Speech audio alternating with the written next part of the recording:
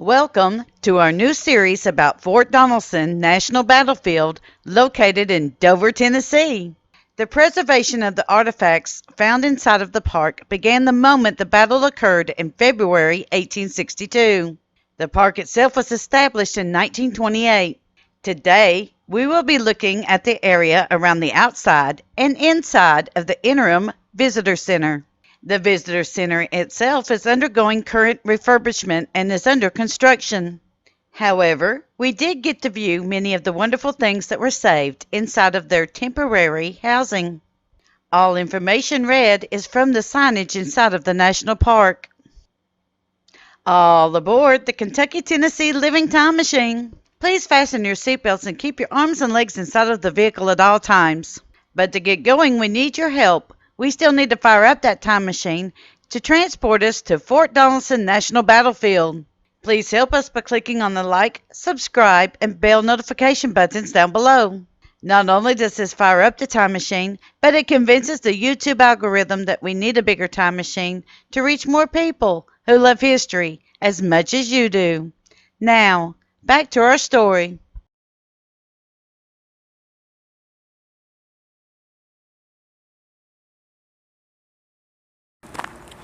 They have constructed a temporary building for the visitor center, parks, information, and exhibits Fort Donelson National Battlefield. As you can see, they are currently working on the other one.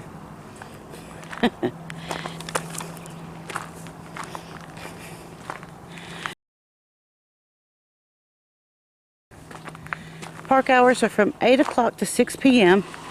Gates locked to vehicular traffic 6 p.m. to 8 a.m.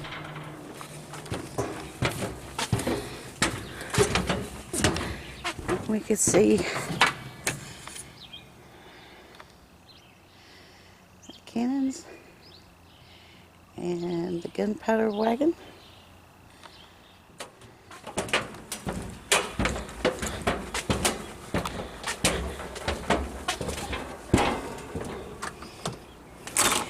This is a forage cap, and the gun is a Harper's Ferry 1834 musket.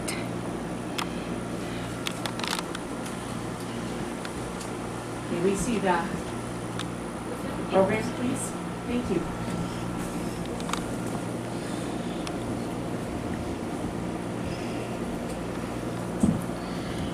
Union Army forts. The Union Army did not leave the area once the Confederate forts were captured in February 1862.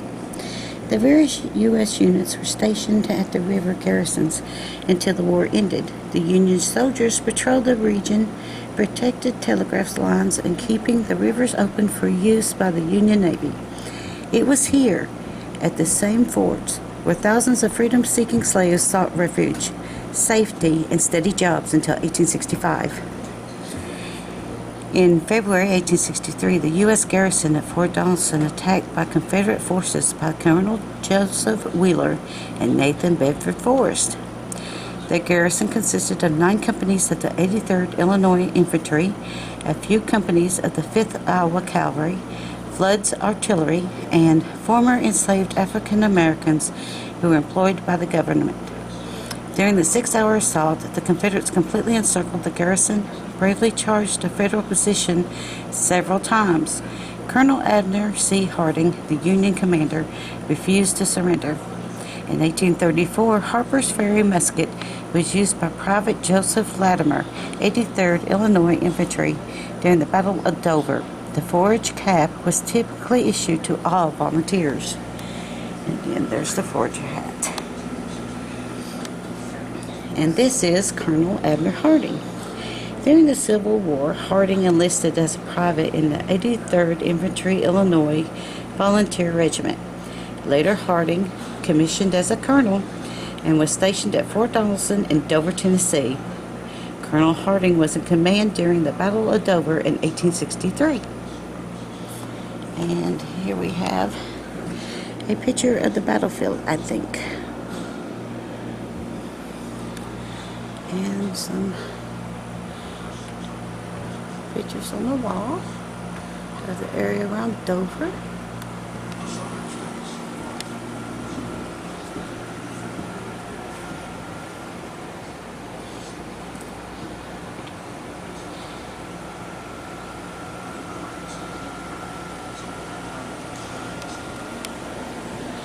We have some artifacts here.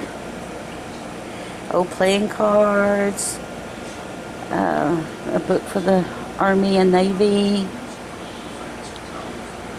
I see some hardtack over there, some soap, some money, socks, looks like an apron, and Farmer's Almanac.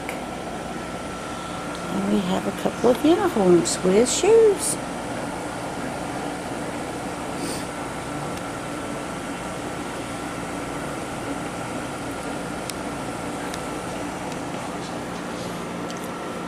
A Pook Turtle Ironclad. This is 2 1/2 inches of iron over 24 inches of oak. Armored the bow, slanted sides, deflected iron shot.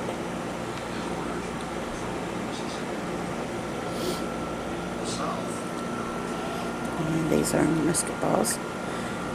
Not musket balls, I'm sorry. These are the 32-pound solid shot fired by water batteries that hit the pilot house, gun ports, or areas between the wind and water below armor to do telling damage.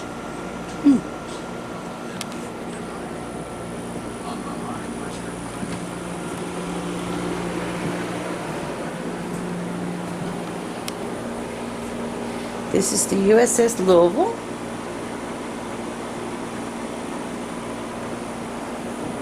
Courtesy of the Library of Congress. Explosions of a gun on board the Cardinalry, Cardendely,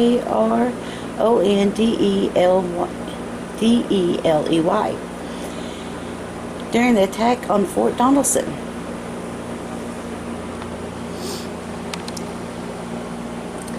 And we have some more things. Exchanging Iron Valentines. On the afternoon of February 14, 1862, Confederate volunteers knew that the Union ironclads would soon make their way to the fort. The artillery volunteers had trained weeks before General Grant's forces even made their way south. Excitement and apprehension had to be on the minds of those young men because the City Series ironclads were fresh off a victory at Fort Henry. But the formidable artillery at Fort Donelson, combined with the tenacious soldiers who manned the guns, proved to be an undefeatable combination. The artillery batteries were armed with 32 PDR cannons mounted on barbette carriages, as well as 2 columbiads, Columbiads.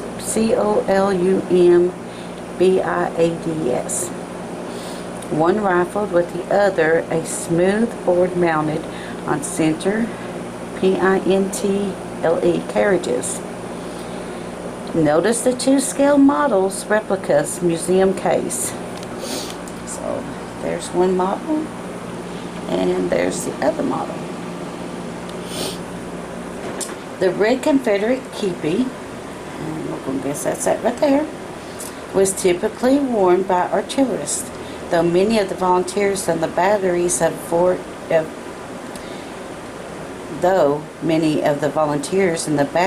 Henry Donelson likely wore infantry uniforms instead. Sailors aboard the 4 ironclad gunboats were volunteers as well. They ate, slept, did their laundry, and kept their personal belongings near the heavy weaponry below deck. Though the U.S. Navy soap box was issued to and used by sailors. During the battle at Fort Donelson, the gunfire exchange between the ironclad weapons and the Confederate batteries was so fierce that the carnage was so severe during the 90-minute battle that the U.S. Navy had difficulty recruiting more volunteers for service.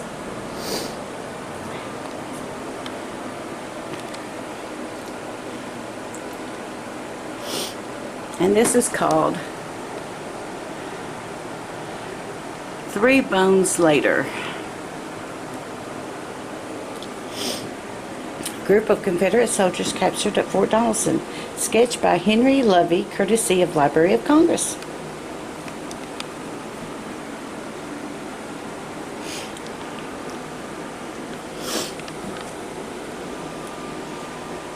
The Confederate soldiers' winter experience in the 1862 campaign. J.B. Howard joined the 49th Tennessee Infantry, just like thousands of other young volunteers in the Confederacy. As with many early war Confederates, Private Howard may have given an allowance for his uniform. It would have been sewn by his mother, wife, or other patriotic Southern women. Both Union and Confederate soldiers were simple-styled uniforms: wool coats, trousers, cotton shirts, brogans, and forage caps. The similarities ended here, because Confederates at Fort Henry and Donelson volunteered for service with weapons that they had at home: flintlock muskets, revolvers, and knives. Other soldiers had variety of weapons that they grounded into companies based on the type of weapons that they brought with them to the fort. Some regiments were better equipped with rifle muskets.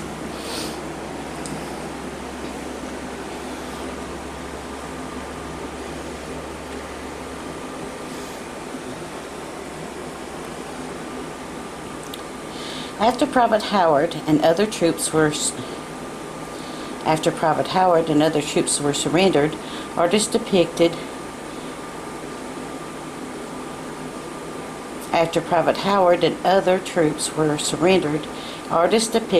the cold, wet soldiers wrapped in homemade quilts and blankets.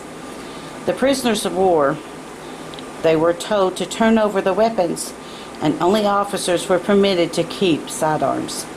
Private Howard was imprisoned 6 months at Camp Chase, Columbus, Ohio. The gunflint, a .50 caliber mini ball, and Bowie knife are artifacts of the 1862 battlefield.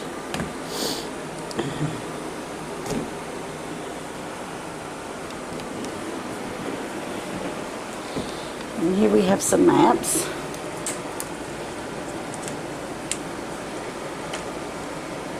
Of troops' positions.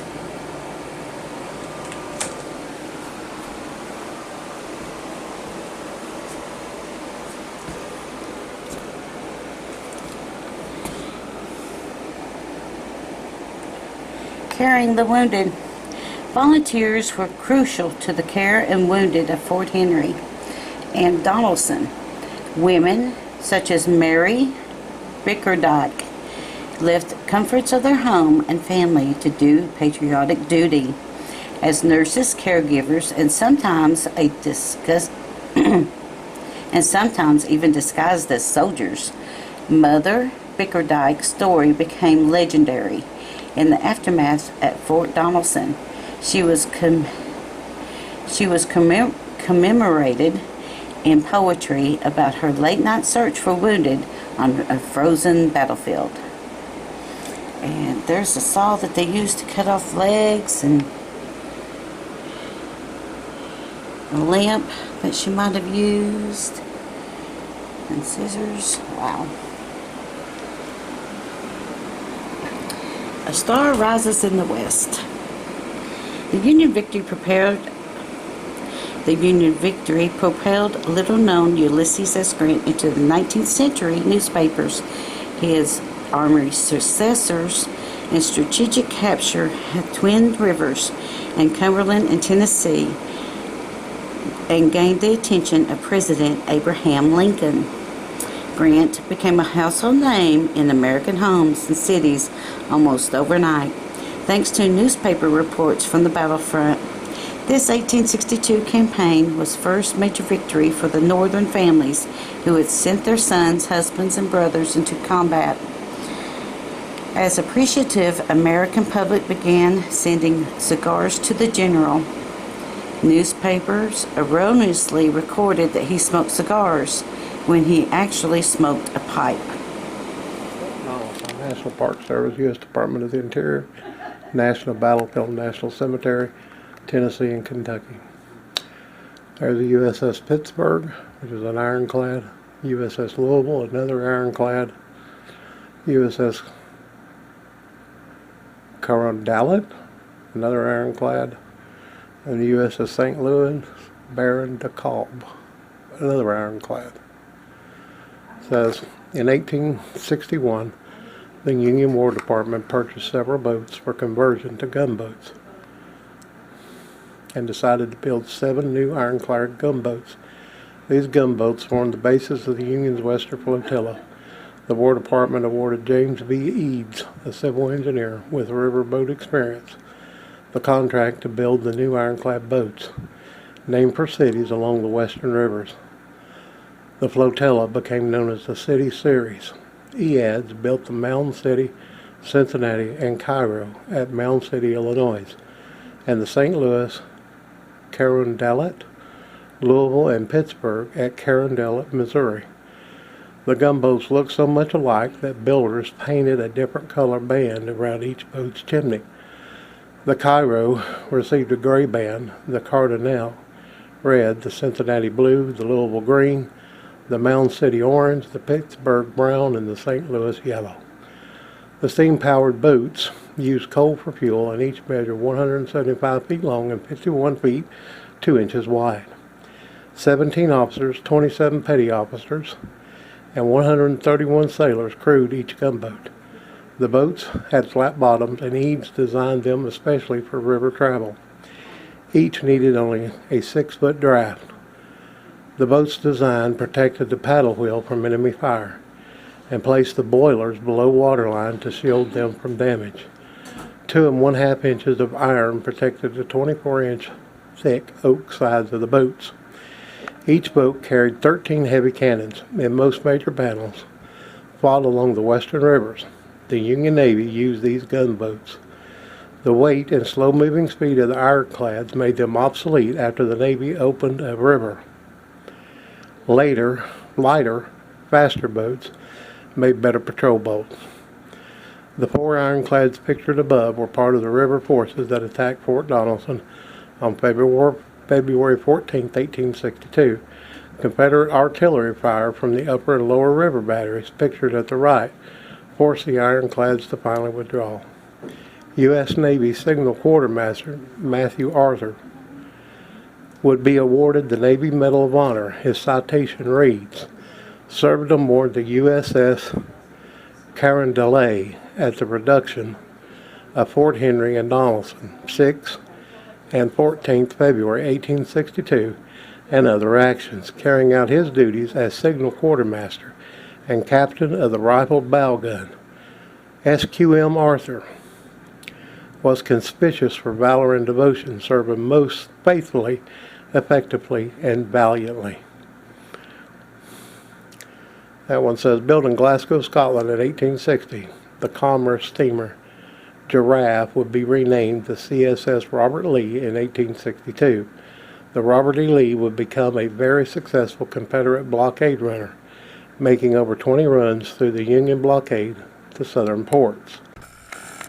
And that's a picture of that right there. This one says, on November 9th, 1863, the Robert E. Lee would be caught by USS James Agner and USS Iron Age off the coast of Fort Fisher, North Carolina. Fitted as a warship in June 1864 and renamed USS Fort Donelson.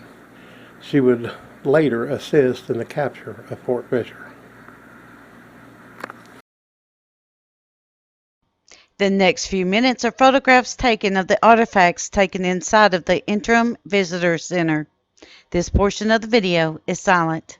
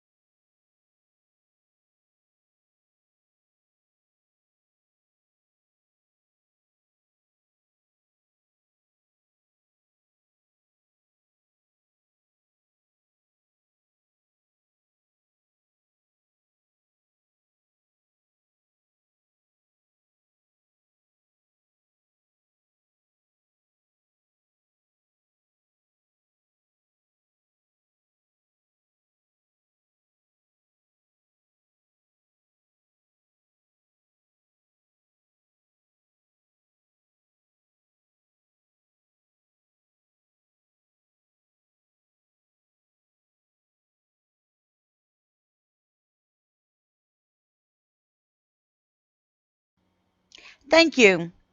We at Kentucky Tennessee Living would like to thank you for watching our visit to Fort Donelson. Don't forget to hit that like button, as the more likes we receive, the more likely YouTube is to suggest our videos to other viewers.